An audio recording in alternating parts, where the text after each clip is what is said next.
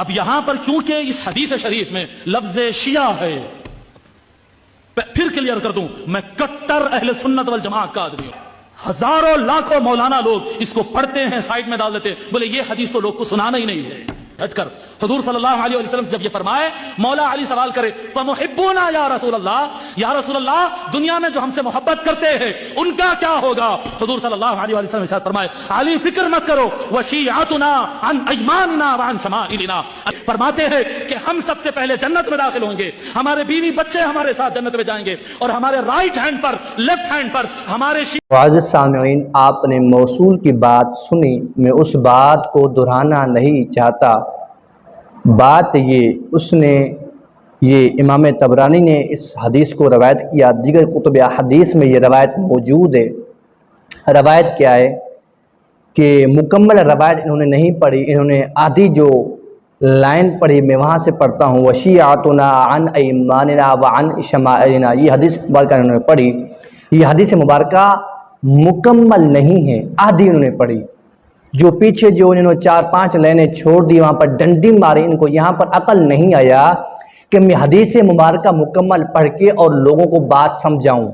یتیم العلم ضعیف العقل والاصل والنسل، انہوں نے لوگوں کے دماغوں کے ساتھ، لوگوں کے عقلوں کے ساتھ کھیلنا شروع کر دیا۔ 4-5 ویوز کے چکر میں سوشل میڈیا کے اندر علماء کرام کو بدنام کرنے کی کوشش کر رہے ہیں، اور کوئی کام ان کو نہیں آتا۔ بس یہ حدیث مبارکہ جنہوں نے پڑھی یہ بھی غلط پڑھی ہے۔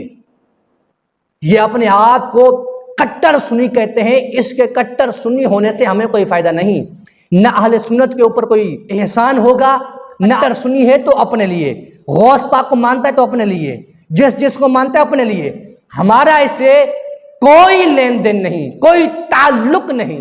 حدیث مبارکہ کیا ہے کہ عن ابی رافع رضی اللہ تعالی عنہ ان رسول اللہ صلی اللہ علیہ وآلہ وسلم قال لعلی رضی اللہ تعالی عنہ ان اول اربعۃ يدخلون الجنۃ انا وانت والحسن والحسین وذرارینا خلف ظہورنا وازواجنا خلف ذرارینا وشیعتنا عن ایماننا وعن شمائلنا۔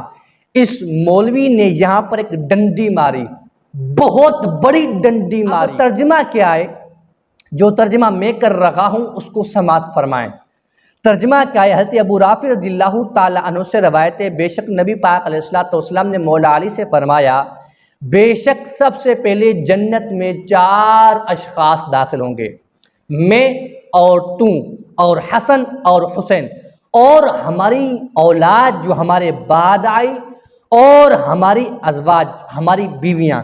اس کے بعد وشیعتنا عن ایماننا وعن شمائلنا، اور ہمارے چاہنے والے، ہم سے محبت کرنے والے، ہمارے محب، وہ ہماری دائیں اور بائیں جانب بھی جنت میں جائیں گے۔ اب ان کا کہنا، نبی پاک نے فرمایا سب سے پہلے جنت میں 4 اشخاص داخل ہوں گے، میں اور تو، حسن اور حسین، اس کے بعد ہماری اولاد جو ہمارے بعد آئی، اور ہماری بیویاں، اس کے بعد اور شیعہ یعنی اہل تشیع جو ہماری دائیں جانب اور بائیں جانب، وہ بھی جنت میں داخل ہوں گے۔ العیاذ باللہ، یہاں پر شیعتنا سے مراد اہل تشیع نہیں ہے۔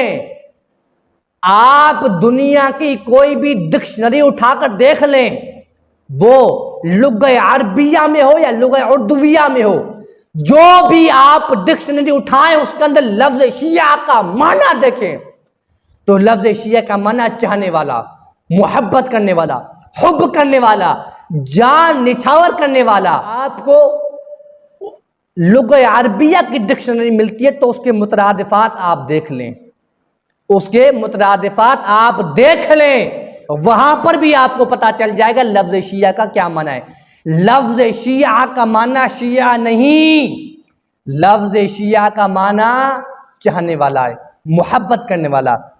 وشیعتنا عن ایماننا وعن شمائلنا، یہ جو عن ایماننا وعن شمائلنا، ان کا ترجمہ اردو میں کیا، لیکن شیعتنا کا ترجمہ اردو میں نہیں کیا، انہوں نے شیعتنا کا ترجمہ ہی عربی میں کر دیا.